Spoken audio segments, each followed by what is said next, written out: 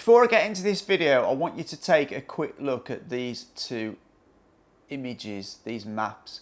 The first one is from the year 2000, and as you can see, it shows that the trading partner, the largest trading partner of most countries around the world, was the United States of America.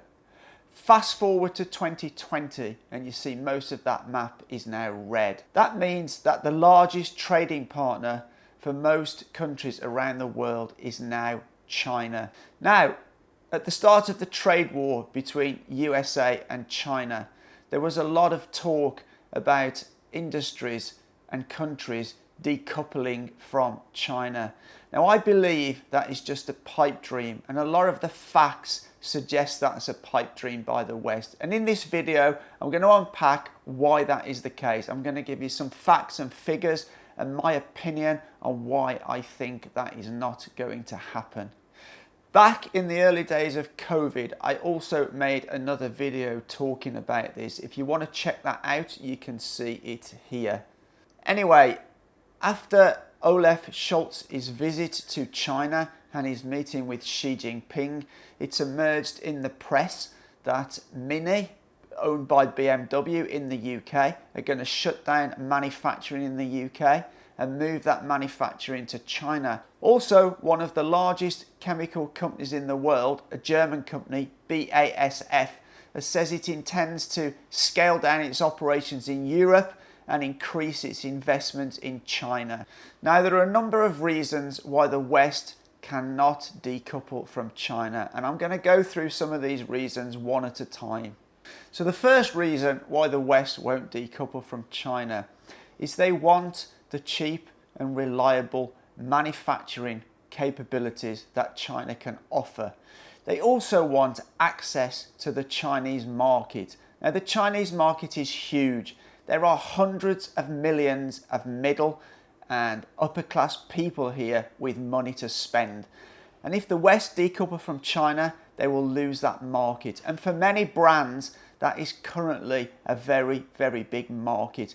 You look at the luxury brands, the Louis Vuittons, the Gucci's, the Pradas of the world. One of their biggest markets currently is China because people here have money to spend. The second reason is infrastructure. China has some of the best infrastructure in the world. It has high-speed rail, more than 40,000 kilometers, linking every major city in the country. It also has 7 out of 10 of the world's most efficient automated ports, running on 5G and AI. No other country comes close. This means that they not only have the manufacturing capacity, but they also have the ability to be able to move those goods around and distribute them around the world. And I believe no other country has the ability like China to do that. We read many articles in the media suggesting that it could be India, Vietnam, Bangladesh could rival the manufacturing ability of China. But those countries just don't have the infrastructure in place to be able to handle the kind of volume of trade and manufacturing that China do. And the reason why China have this amazing logistics infrastructure is because it's decades of investment, it's good government planning, and it's hard work by the Chinese people. And I think that, yes, it can be replicated. Yes, manufacturing can move. But this is something like, I think, the American administration think that can be done in a couple of years. This will actually take decades to do. It's just not something that can be done overnight. Building supply chains takes time and it takes investment. And China have taken that time and they've put that investment in, and they're now reaping the rewards of that. Now, these other countries, the Indias, the Vietnams, the Bangladeshis, they expect the Western countries to pay to build that infrastructure. But the reality of the situation is most of those Western countries are now bankrupt. They can't afford to build that infrastructure for them. And most of those countries like Vietnam, India, Bangladesh, etc., just don't have the finance themselves to build that infrastructure through. Let me give you a real world example here. Take Apple. Now, it's been in the press recently that they're going to manufacture more of their phones outside of China. So let's look at India. Out of Apple's suppliers, there are 10 listed in India, and a majority of those are satellite offices of Chinese companies. There are 150 suppliers listed in China currently. So the reality is that, yeah, maybe more phones will get manufactured in India. However, I think what they really mean is they will assemble more phones in India, not manufacture more phones in India, because they just don't have the supply chains there.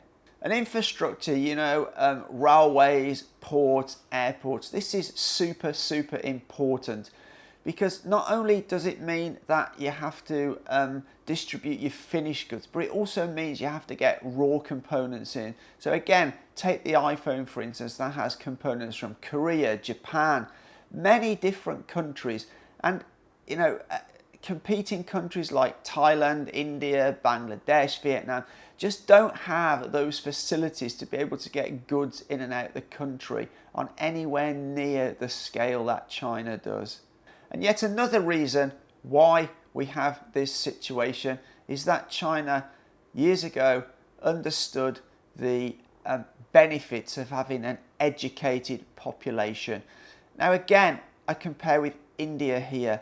Literacy rates in India are far, far lower than that of those in China, and especially in women in India. That means there's a whole lot of people that are missing from the workforce in India. Whereas if you look at China, the Chinese government understood that educating the people will grow their economy. Now, China managed to educate hundreds of millions of people to a basic reading and arithmetic level, and those people are able to go into the workforce, operate machinery, do tasks that people without that education and literacy just cannot do. So all this talk of decoupling from China, I think deep down the West know it's just not possible, and I think it's just a pipe dream. But the reality of what they want, or what they wanted, is to be able to control China, and that's why America tried to get China to sign the Plaza II Accord back in the Trump era. And when China refused to do that, the West realized they couldn't control the Chinese economy. If you go back many years, the West didn't see China as a threat at all, while they were making all the goods cheaply which were exported to the West, keeping the West's inflation nice and low. But China are smart. They learned, they educated their population, they built infrastructure, and now China have got to a level where they can compete, or in some cases surpass, the Western world. And that has caused a massive problem for the West, because one, they were not able to change the regime into a Western democracy, and two, they were not able to take advantage of the Chinese economy like they do so many other countries, Africa, and to some extent the Middle East. And one last more recent thing is now the cost of energy. Since the Ukraine conflict, energy in Europe has skyrocketed. Energy costs in China are pretty stable, because China and India and some of these other countries have remained friendly with Russia and buy the gas and oil. So if we currently look at inflation in most European countries, it's running at more than 10%. In China, it's around 2%. And that makes manufacturing in China much more viable than it does in the West. We're already seeing many German and French and British companies struggling or closing down. And from what I understand, this energy crisis is not going to get better anytime soon. So I think it's lumbered Europe with a much higher manufacturing costs for the foreseeable future, which means they will be uncompetitive.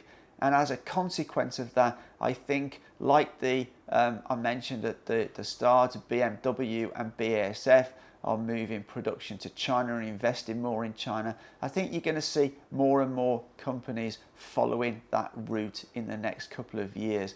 And that's why I believe that the West will just not decouple from China. Well, will not that they want to decouple. They just can't. And that's the fact of the situation. Anyway, if you did like this video, please give it a thumbs up. I'd really like to hear your comments down below in the comments section. Let's get a lively debate going. If you do like the content on the channel, consider hitting that subscribe button. My name's Lee, but as always, for now, take care.